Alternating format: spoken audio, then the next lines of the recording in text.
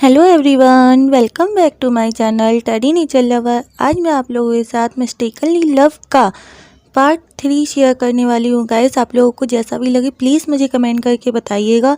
And अगर आप लोगों को मेरी ये स्टोरीज अच्छी लगती हैं तो प्लीज़ मेरे चैनल को सब्सक्राइब कर लीजिए। मेरे वीडियोस को लाइक शेयर और कमेंट कर दिया करो। गाइस, आपके लाइक और सब्सक्राइब करने से और कमेंट करने से मुझे मोटिवेशन मिलता है स्टोरीज़ को और ज़्यादा अच्छे से लिखने का। प्लीज़ आप कर दिया करो।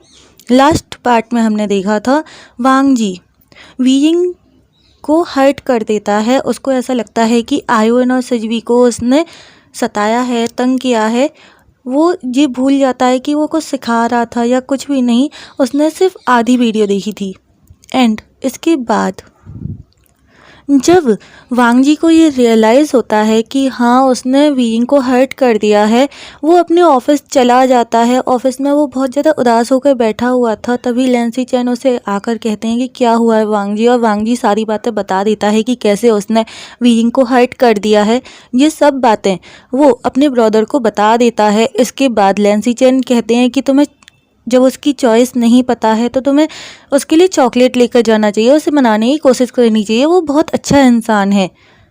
एंड हमें दूसरी साइड दिखाया जाता है कि वीइंग को जब वांग जी ने हर्ट किया था तभी जियांग चेंग, आयुन और सेजवी घर आ जाते हैं और वो पूछते हैं कि क्या हुआ क्या हुआ। लेकिन वीइंग किसी को भी कुछ भी नहीं बताता है। वो कहता है कि कुछ नहीं, बस वांग जी को कुछ बात करनी थी इस वजह से। और इस चीज़ को वांग जी अपने लैपटॉप में अपने सीसीटीवी कैमरा की वजह से देख लेता है कि हाँ वीइंग ने किसी को कुछ भी नहीं बताया, उसने झूठ बोल दिया कि वांग जी को बस कुछ बात करनी थी बच्चों के विषय में, इस वजह से वो आया था और कुछ नहीं। वीइंग की इन सब बातों को देखकर वांग जी को ना बहुत ज़्यादा असेम्ड फील हो रहा था कि उसने ऐसा क्यों किया। उसे पूरी वीडियो देखनी चाहिए थी, उसे पूरा देखना चाहिए था कि क्या हो रहा है क्या नहीं, मैंने आधा अधूरा ही क्यों देखा। ये बात वो सोच रहा था अपने माइंड में। अब हमें इवनिंग का सीन दिखाया जाता है 2-3 घंटे बाद का। वांग जी एंड लैंसी चैन मार्केट से बहुत सारी चॉकलेट्स लेते हैं, फ्लावर्स लेते हैं, और उन चॉकलेट और फ्लावर्स को लेकर वो वांग जी के कॉन्डो पहुंच जाते हैं, अपार्टमेंट में पहुंच जाते हैं। और वहाँ पे जाके वो बेल को प्रेस करते हैं।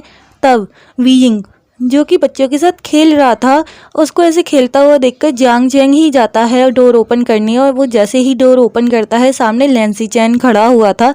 और लैंसी चैन को देखकर जियांग चैंग ने पूरी ना, इतने दिन से वो यहाँ पे बच्चों के साथ रह रहा है, कम से कम 6-7 दिन हो गए, 1 हफ्ता होने ही वाला है कंप्लीट। उसने लैंसी चैन को बस उसी दिन देखा था, पहले दिन। उसके बाद अब वो उसको दोबारा देख रहा है तो वो देखता ही रह गया, वो डोर ओपन करके वही खड़ा रह गया। तब वांग Ji Lan Xichen and Jiang Chang दोनों की साइड देखता है कि क्या हो रहा है, ये दोनों एकदम ऐसे स्टिफ क्यों खड़े हैं। तब उसको रियलाइज़ होता है कि उसका ब्रदर एंड जियांग चैंग दोनों एक दूसरे को देख रहे हैं, वो देखते ही रह गए। तब वांग जी साइड से होके अंदर चला जाता है एंड जाके वीइंग को और बच्चों को, आयुन और सिजवी को चॉकलेट्स देता है और कहता है कि ये मैं तुम्हारे लिए लाया हूँ। आयुन और सिजवी वो दोनों तो खुश होकर अपने अपनी चॉकलेट के बॉक्स को ना ले लेते हैं। बट वीइंग वो हेजिटेट करते हुए पूछता है क्या रियली आप मेरे लिए चॉकलेट्स लेकर आए हो। तब वांग जी कहता है कि हाँ मुझे वो तुम्हारी चॉइस नहीं पता, तुम्हारी पसंद नहीं पता, तुम्हें क्या पसंद है, इसलिए मैं तुम्हारे लिए भी चॉकलेट्स ले आया और ये फ्लावर्स। आयुन एंड सिजवी कहते हैं फादर आप वी गागा के लिए चॉकलेट और फ्लावर दोनों चीज़ लाए, हमारे लिए सिर्फ चॉकलेट्स। तब वांग जी अपने पास से एक गिफ्ट पैक निकालता है और कहता है कि ये तुम्हारे ना बनीस के लिए है। आयो एंड सिजवी ये जब सुनते हैं कि हाँ उनके बनीस के लिए कुछ आया है तो वो तुरंत उस गिफ्ट को खोलते हैं। और उस गिफ्ट में एक बहुत ही अच्छे से ना 2 कॉलर बोन थे। उन कॉलर बोन्स को देखकर आयो एंड सिजवी तुरंत वांग जी के गोद में जाके बैठ जाते हैं। और बेचारा वांग जी जो कि अब तक खड़ा हुआ था ना, वो आयो एंड सिजवी के धक्का देने की वजह से बैठ गया था। बिकॉज वो बैठा हुआ नहीं था, वो खड़ा था। वांग जी उसको आके आयो एंड सिजवी एक धक्का देते हैं प्यार से, सॉफ्ट तरीके से पुश करते हैं पीछे की साइड, जिससे कि वांग जी सोफ़ा पर बैठ जाता है और ख़ुद उसके ऊपर आ जाते हैं, उसको हग कर लेते हैं एंड उसके चीक्स पर किस भी करते हैं। तब वांग जी वीइंग को देखकर बहुत ज़्यादा हैप्पी फील कर रहा था और अपने बच्चों को ऐसे देख के वो बहुत खुश था। इसके बाद वो वांग जी को वीइंग से बात करनी है, इस वजह से वांग जी को वीइंग से बात करनी है, इस वजह से वो आयन एंड सिजवी से कहता है कि जाओ तुम दोनों जाके ये कॉलर बोन अपनी अपनी बनीज को दिखा के आओ, उनको कैसा लगा कैसा नहीं उनसे पूछ के आओ। तब आयु एंड सिजवी हैप्पी होके अपने बनीज के पास चले जाते हैं अपने रूम में और वो उनको ढूंढने लगते हैं कि उनके बनीज हैं कहाँ। उनके बनीज खेल रहे थे एंड इधर बाहर वांग जी वीइंग को देखता है और उससे कहता है आई एम सॉरी। वांग जी ने अपनी आइज़ को एकदम नीचे झुका लिया था, उसको बहुत ज़्यादा अशेम्ड फील हो रहा था कि आज उसने वीइंग को बिना सोचे समझे ऐसे हर्ट किया है उस बात से, और वो अपने घुटनों के बल बैठ जाता है वांग जी और वीइंग से माफ़ी मांगता है आई एम सॉरी वीइंग।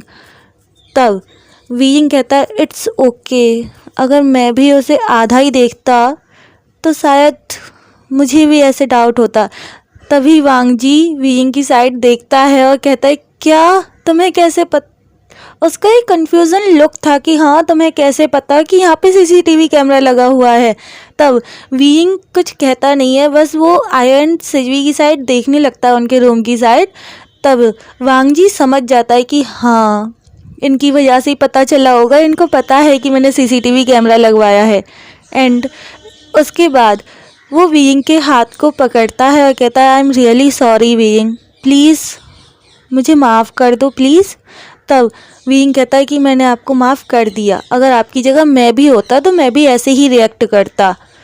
इसके बाद हमें थोड़ी देर बाद का सीन दिखाया जाता है। वीइंग को कुछ रियलाइज़ होता है, वांग जी और वीइंग दोनों बैठकर आपस में बात कर रहे थे कि हाँ बच्चों को क्या प्रॉब्लम हुई थी क्या नहीं, इस विषय में वो बात कर रहे थे और एक दूसरे के बारे में भी वो जानना चाहते हैं, लेकिन वो कहाँ से स्टार्ट करें उनकी समझ में नहीं आ रहा है। ना तो वीइंग को समझ में आ रहा है कि वो कहाँ से स्टार्ट करे वांग जी को जानना, ना वांग जी की समझ में आ रहा है कि वो कहाँ से है क्या स्टार्ट करे वीइंग को जानना। लेकिन आज वीइंग हर्ट होने के बाद से या फिर पहले से थोड़ा सा वीक फील कर रहा है, उसको ना थोड़ा सा अजीब उसको फील हो रहा है।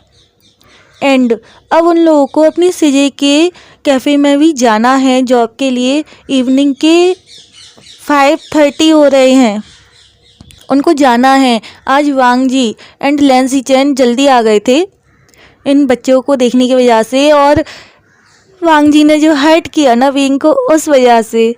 एंड लेकिन वीइंग अब ठीक है, वीइंग अब बात भी कर रहा है वांग जी से और उसको इतना माइंड नहीं हुआ कि हाँ वो भी होता तो वो भी ऐसे ही करता। तभी वांग जी को कुछ याद आता है और वो अपने भाई को आवाज़ लगाते हुए कहता है गा।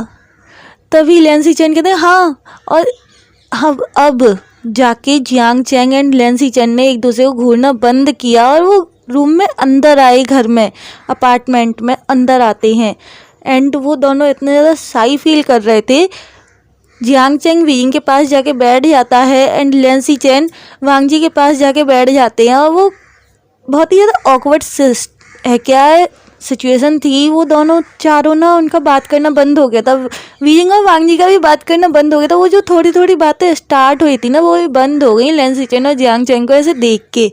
तभी लैंसी चैन कहते हैं कि मैं तुम सबके लिए ड्रिंक करने के लिए कुछ लेकर आता हूँ, और वो जाके अपने और वांग जी के लिए सॉफ्ट ड्रिंक लेकर आते हैं। और उन्हें पता चल गया था कि हाँ वीइंग और जियांग चैंग ये बियर वगैरह पी लेते हैं, तो वो जियांग चैंग एंड वीइंग के लिए बियर लेकर आते हैं। लेकिन वीइंग और जियांग चैंग दोनों ही बियर को रिफ्यूज़ कर देते हैं और कहते हैं कि अभी हमें सीजे के कैफ़े में भी जॉब करनी है रात के 9 बजे तक, उसके बाद हम बियर पी सकते हैं, उससे पहले हम अलाउ नहीं है बियर पीने के लिए। तब लैंसी चैन स्माइल करते हैं और उन बियर्स को वापस लेकर जाते हैं और उनके लिए भी सॉफ्ट ड्रिंक्स लेकर आते हैं वीइंग और जियांग चैंग के लिए। एंड तब लैंसी चैन कहते हैं कि बहुत ही ज़्यादा हेसिटेट कर रहे होते हैं पहले तो वो, लेकिन फिर वो कह ही देते हैं कि क्या मुझे तुम्हारा नंबर मिल सकता है। तब वीइंग ये बात सुन के थोड़ा शॉक्ड हो जाता है कि क्या, और वो धीरे से कहता है कि मेरा नंबर ऑलरेडी वांग जी सर के पास है। तब लेंसी चैन कहते हैं आपका नहीं, मुझे जियांग चैंग का नंबर चाहिए था। अगर मुझे कभी किसी काम में ज़रूरत हुई तो। तब जियांग चैंग स्माइल करते हुए और बहुत ज़्यादा शाई फील करते हुए, और वीइंग और वांग जी सोच रहे थे कि इन्हें नंबर किस लिए चाहिए एक दूसरे का। तब जियांग चैंग अपना नंबर लेंसी चैन को देते हैं एंड लेंसी चैन अपना नंबर जियांग चैंग को देते हैं एंड अपना एड्रेस भी बताते हैं, जिससे कि कभी भी कोई भी प्रॉब्लम हो या परेशानी हो तो वो उसको कॉल कर दे, बस वो तुरंत आ जाएंगे। अगर वो मेरे अपार्टमेंट आके रहना भी चाहे ना किसी प्रॉब्लम की वजह से, तो वो रह सकता है।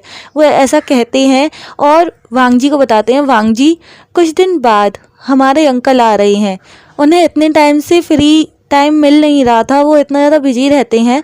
तब वीइंग और जियांग चैंग ये बात सुनकर थोड़े से कंफ्यूज हो जाते हैं कि क्या इनके अंकल भी हैं और उन्हें वो ऐसा कौन सा काम करते हैं जो उनको टाइम नहीं मिलता है।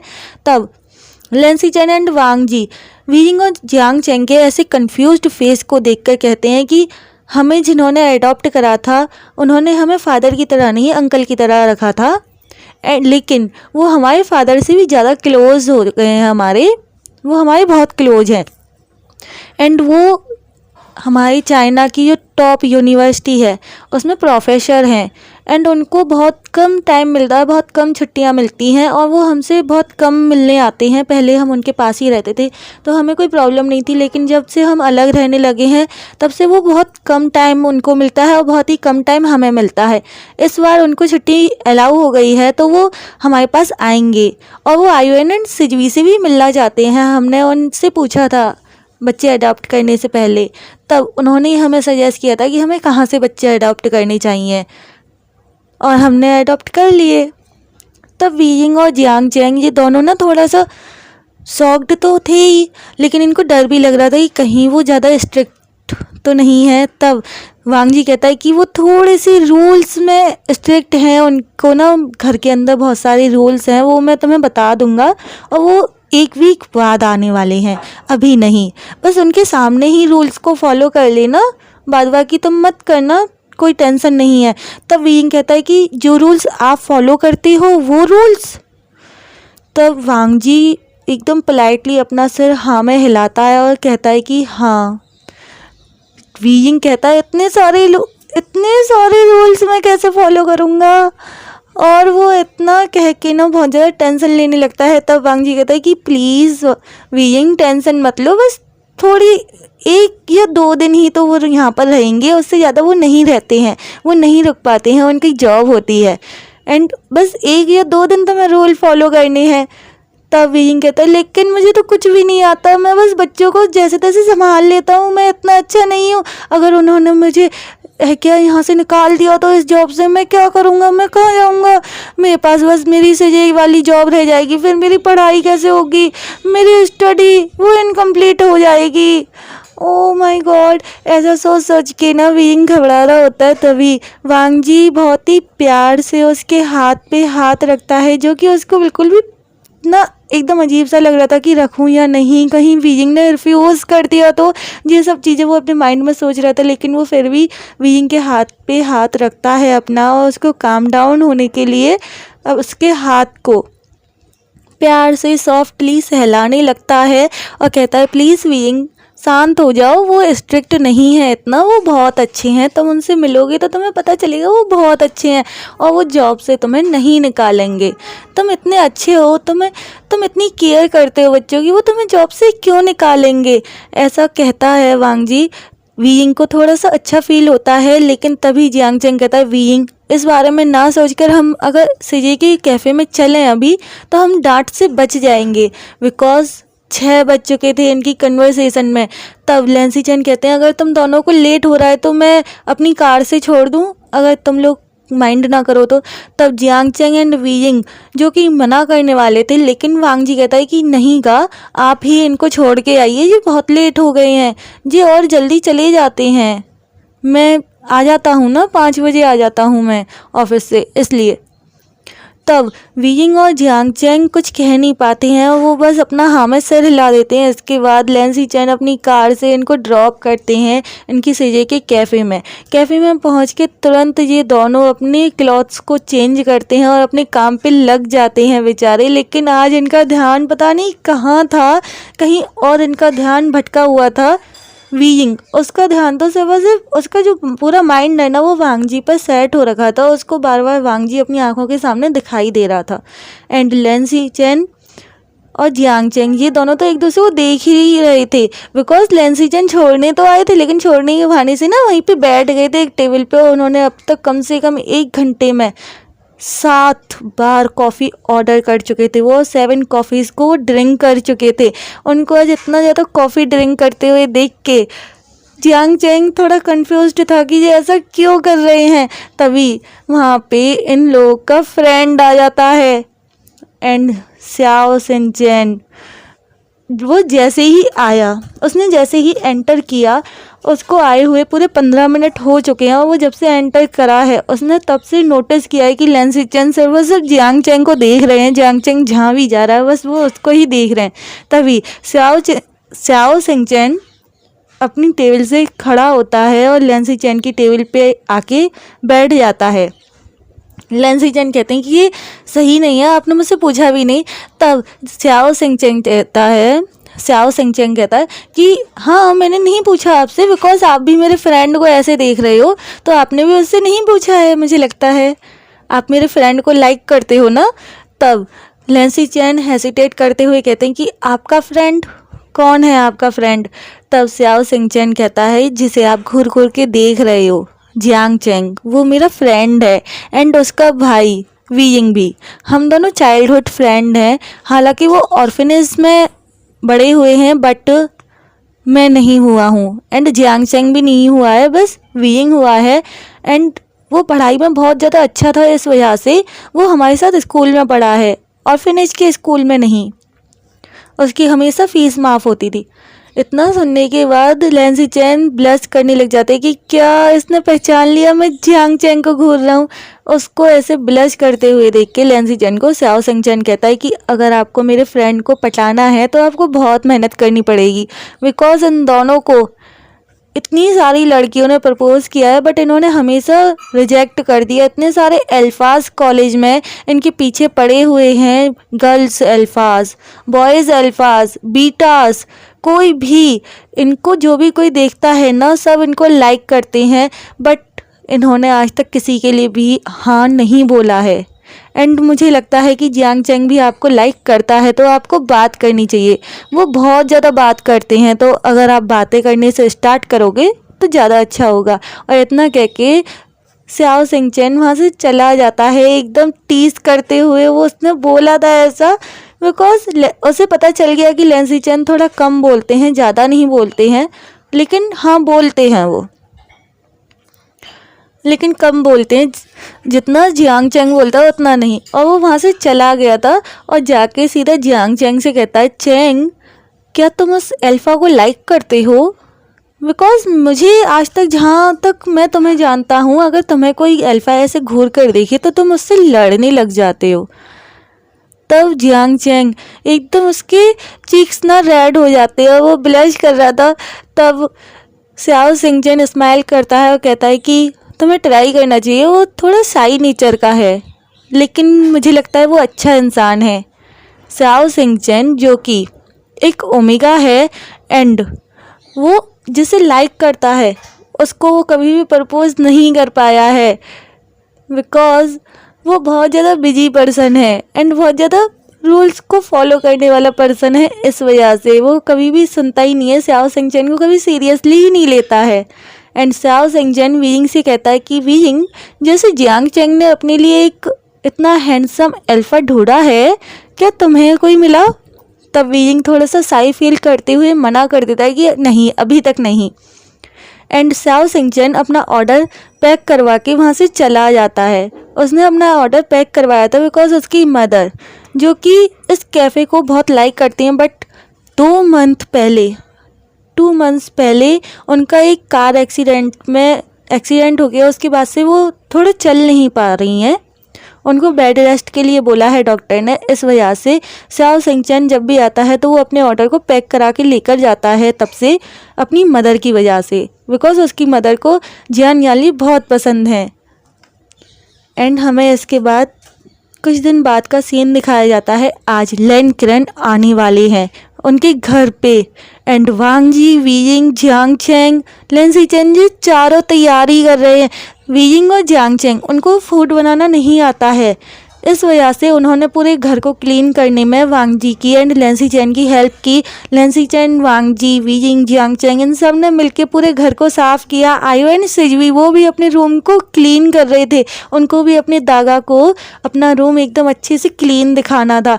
एंड जब तक वांग जी, वीयिंग, लैन सिचेन, जियांग चेंग ये आयो एंड सिजवी के रूम में पहुंचते हैं ना उनके रूम को क्लीन करने के लिए, तब तक तो आयो एंड सिजवी ने उन दोनों ने मिलके अपने रूम को क्लीन कर लिया था।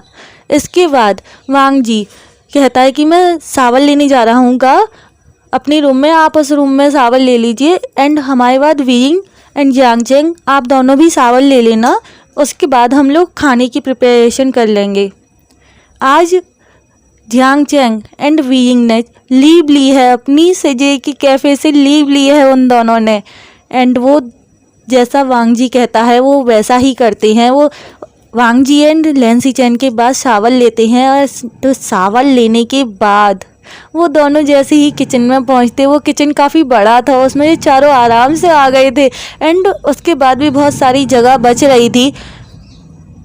वांग जी उन दोनों को लीव्स कट करने के लिए देता है धनिया की, बट इन लोगों को आता ही नहीं है, इन लोगों को बस सर्व करना तो आता है। वो जैसे तैसे इन दोनों ने सीखा था अपनी सजे के लिए, बट इनको कुछ भी कट करना या खाने की ABCD भी नहीं आती है इन दोनों को, कि खाना कैसे बनता है, गैस कैसे जलाते हैं, कुछ भी नहीं आता है इन दोनों को।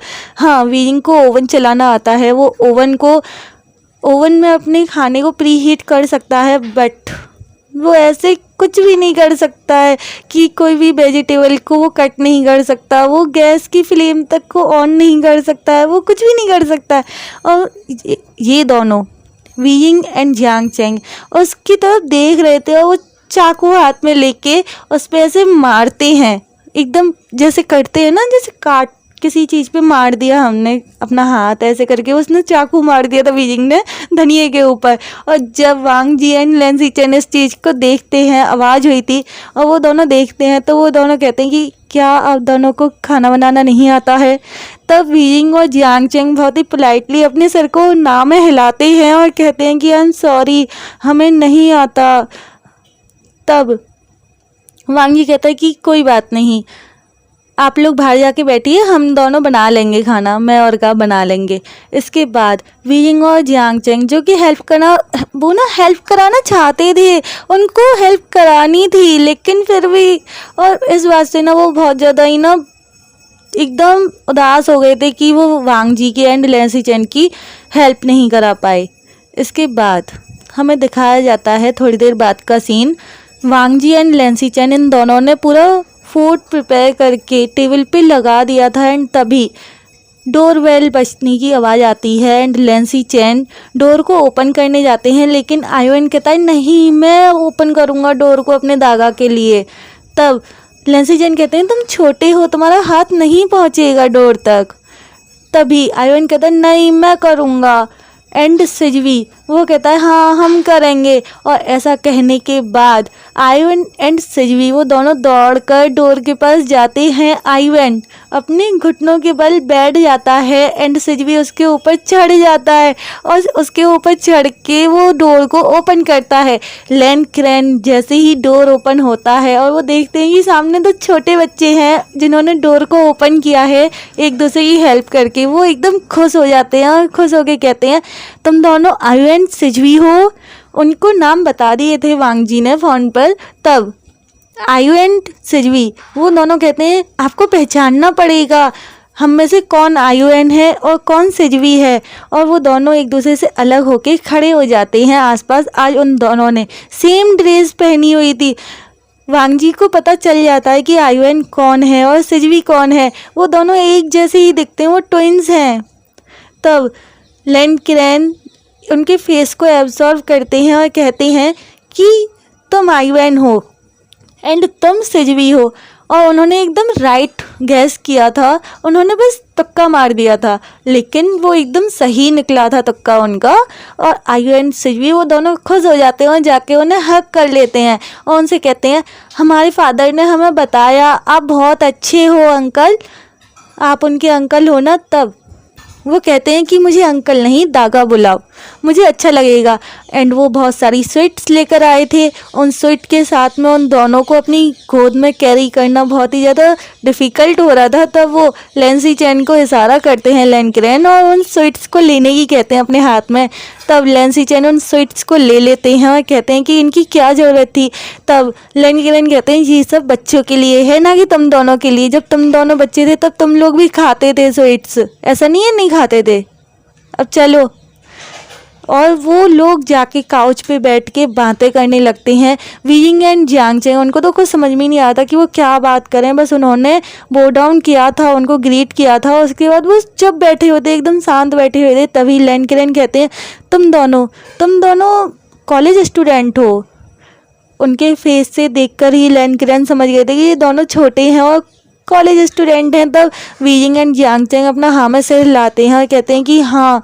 तब लैनक्रेन कहते हैं तो फिर तुम ऐसे जॉब क्यों कर रहे हो, तुम्हें तो अपनी पढ़ाई कंप्लीट करनी चाहिए ना। वीइंग और जियांग चैंग अपनी जॉब करने की वजह बता देते हैं कि हाँ वीइंग तो ऑर्फन है, इस वजह से उसको जॉब करनी पड़ रही है। एंड जियांग चैंग वो इतनी रिच फैमिली से नहीं आता है, इस वजह से उसको जॉब करनी पड़ रही है। लैनक्रेन जब इस बात को सुनते हैं और उनके ऐसे शांत नेचर को देखते हैं, उनको बहुत ही ज़्यादा अच्छा लगता है। तब वो उनसे कहते हैं अगर मैं तुम दोनों को थोड़ा सा सपोर्ट करूं तो क्या तुम लोग पेपर क्लियर कर लोगे। तब जियांग चैंग एंड वीइंग एक कंफ्यूज्ड लुक देते हुए देख रहे होते हैं लैनक्रेन को। तब लैनक्रेन कहते हैं कि मैंने देखा बच्चे तुमको बहुत पसंद करते हैं, एंड लैंसी चैन एंड वांग जी भी, वो दोनों भी। तब वीइंग एंड जियांग चैंग ये दोनों शॉक्ड हो गए थे कि क्या लैंसी चैन और वांग जी हमें लाइक करते हैं, पसंद करते हैं, लेकिन आज तक तो उन्होंने ऐसा कुछ भी नहीं कहा है हमसे, ना जताया है हमें। तब लैनक्रेन अपनी बात को कंटिन्यू करते हुए कहते हैं कि मैं प्रोफेसर नहीं, इस समय प्रेजेंट में प्रिंसिपल हूँ, उसका हेड मास्टर हूँ उस यूनिवर्सिटी में, और मैं चाहता हूँ कि तुम ना अच्छे से स्टडी करो। अगर मैं तुम्हारी फ़ीस माफ़ करवा दूँ तो तुम क्या पेपर क्लियर कर लोगे। इस बात को सुनकर वीइंग जंप करके उठता है कि हाँ मैं पेपर क्लियर कर लूँगा, और बहुत ज़्यादा खुश हो जाता है। एंड दूसरी साइड जियांग चैंग वो भी ऐसे ही जंप करके उठता है, वो भी एक साथ इन दोनों ने बोला था कि हाँ हम पेपर क्लियर कर लेंगे। तब लैनक्रेन कहते हैं ओके मुझे अपने डॉक्यूमेंट्स लाकर दे देना, कल मैं उनको सबमिट कर दूंगा, और जिस भी दिन पेपर होगा मैं तुम्हें बता दूंगा, और पेपर में क्या क्या आएगा ये भी मैं तुम्हें बता दूंगा। स्टडी कौन सी बुक से करनी है, मीन्स कौन कौन सी बुक्स में से आपके पास क्वेश्चंस आएंगे, ये चीज़ मैं आपको बता दूंगा। तो आप उन बुक्स को रेडी कर लेना, तैयार कर लेना। एंड पेपर क्लियर करने के बाद आपको एक भी रुपये की फ़ीस या बुक्स के लिए भी आपको एक भी रुपया खर्च नहीं करना पड़ेगा, फ्री में पढ़ सकते हो वहाँ पे। फिर वीइंग और जियांग चैंग बहुत ज़्यादा खुश हो गए थे उनको ऐसे हैप्पी देख के। वांग जी एंड लैंसी चैन इतने ज़्यादा खुश थे, इतने ज़्यादा खुश थे कि उनके फेस पे भी स्माइल आ गई थी, और इस चीज़ को लैनक्रेन ने नोटिस कर लिया था। इसके बाद ये सब डिनर करते हैं। वीइंग और जियांग चैंग इनको छोड़ने के लिए लैंसी चैन एंड वांग जी वो दोनों ही आए थे, बिकॉज उनके अंकल ने कहा था कि तुम दोनों इनको छोड़ कर आओ, मैं तब तक अपने जो पोते हैं ना इनके साथ ना खेलना चाहता हूँ। ये मेरे इतने प्यारे प्यारे बच्चे लाए हो वांग जी, तुम इतने ज़्यादा क्यूट कैसे मिल गए तुम्हें, तुम तो इतने क्यूट नहीं थे। तब वांग जी ना थोड़ा सा डिसअपॉइंटेड होता है कि क्या आपको इतने सारे क्यूट बच्चे मिल गए तो आप मुझे भूल गए, मैं भी क्यूट था, वो ऐसा अपने मन में कहता है, और थोड़ा सा साई करते हुए कहता है कि ठीक है मैं छोड़ने चला जाऊँगा वीइंग को। और वो वीइंग को छोड़ने के लिए आ जाता है। Wang Ji, Lan Xichen, Wei Ying and Jiang Cheng. Lan Xichen and Jiang Cheng पीछे बैठे हुए थे कार में, वीइंग और वांग जी आगे बैठे हुए थे। वीइंग और वांग जी बस एक दूसरे को देख रहे थे, वो बात नहीं कर रहे थे, बट वो कभी कभी एक दूसरे को देख रहे थे। वांग जी बिकॉज कार चला रहा था, इस वजह से वो कभी कभी देख रहा था। बट वीइंग ने पूरे रास्ते से वांग जी को ही देखा है, वो उसकी नज़र ही नहीं हटी वांग जी के ऊपर से। एंड पीछे लैंसी चैन, उन्होंने धीरे धीरे धीरे धीरे धीरे धीरे अपने हाथ को सरकाते हुए ना जियांग चैंग के हाथ को पकड़ लिया था। एंड रेस्पॉन्स में जियांग चैंग ने भी लैंसी चैन के हाथ को पकड़ लिया था टाइटली। और इसके बाद जब ये लोग पहुंचते हैं कैफ़े के बाहर इनकी सीजे के, तब सीजे आती है। जैसे ही उन्होंने देखा कि एक कार रुकी है, वो तुरंत अपनी कैफ़े से बाहर निकल के आती हैं। और जियांग चैंग और वीइंग जैसे ही अपनी सीजे को देखते हैं, वो तुरंत वांग जी एंड लैंसी चैन से बिना कुछ कहे अपनी सीजे के पास चली जाती हैं। तब वांग जी एंड लैंसी चैन को ना बहुत ज़्यादा थोड़ा सा हर्ट होता है कि क्या इन दोनों को, हम दोनों को भूल गए ये अपनी सीजे को देखती, और उनको थोड़ा सा हर्ट फील होता है। लेकिन वो दोनों भी कार से बाहर निकल के खड़े हो गए थे वहाँ पे। एंड वीइंग और जियांग चैंग इन्होंने दौड़कर अपनी सीजे को हक कर लिया था और कहा था आई एम सॉरी सीजे, हम इतना लेट हो गए, हमें माफ़ कर दीजिए। बिकॉज रात के नाइट के ना 11:30 हो रहे हैं, जिस टाइम पे ये वापस लौट कर आए हैं घर, एक तरीके से घर आए हैं वो। उनकी सीजे बहुत ही ज़्यादा पोलाइटली उनके फोरहेड पर किस करती हैं और कहती हैं कोई बात नहीं, तुम दोनों मेरे छोटे भाई हो, बस तुम दोनों सही सलामत आ गई, यही काफ़ी है मेरे लिए। एंड वो लैंसी चैन एंड वांग जी की तरफ देखकर कहती हैं थैंक यू, आप लोगों ने मेरे भाइयों को एकदम सही सलामत मेरे घर पे ड्रॉप किया है। तब वांग जी एंड लैंसी चैन उनके पास जाते हैं और कहते हैं कि ये हमारा फ़र्ज था। इस बात को सुन के कि हाँ ये इनका फ़र्ज था, इनकी ड्यूटी थी, वीइंग और जियांग चैंग थोड़ा सा कंफ्यूज्ड होते हुए देख रहे होते हैं। एंड वांग जी एंड लैंसी चैन वो स्माइल कर रहे होते हैं, बहुत ही ज़्यादा क्यूट स्माइल है उनकी। वीइंग तो ऐसे वांग जी को स्माइल करते हुए ना एकदम उसकी स्माइल में मेल्ट ही हो जाता है। लेकिन वो इस समय नहीं हो सकता बिकॉज उसको जाना है अपनी सीजे के साथ, वरना सबको पता चल जाएगा कि वो फीलिंग्स रखने लगा है। उसको ना फीलिंग्स होती हैं वांग जी के लिए, फील होता है। एंड इसके बाद वांग Ji, Lan Xichen, Wei Ying and Jiang Chang ये सी ऑफ करते हैं और अपने अपने घर चले जाते हैं। अब हमें नेक्स्ट डे का सीन दिखाया जाता है। वीइंग अपने पेपर्स ला के लैन क्रेन को दे देता है एंड जियांग चैंग भी। इसके बाद वो वहाँ से चले जाते हैं। 2 दिन बाद उनके पेपर्स की फ़ोटोकॉपीज़ को वो ले जाते हैं अपने साथ एंड ओरिजिनल पेपर्स को उनको वापस दे जाते हैं। हेलो एवरीवन, आज के पार्ट को मैं यहीं पे कंप्लीट कर रही हूँ। आप लोगों को जैसा भी लगा हो प्लीज़ मुझे कमेंट करके बता दीजिएगा, प्लीज़ कमेंट कर दीजिएगा। एंड अगर स्टोरी अच्छी लग रही है तो प्लीज़ मेरे चैनल को सब्सक्राइब कर लीजिए, वीडियोस को लाइक शेयर और कमेंट कर दिया करो guys. Tata bye bye, take care. Hello everyone.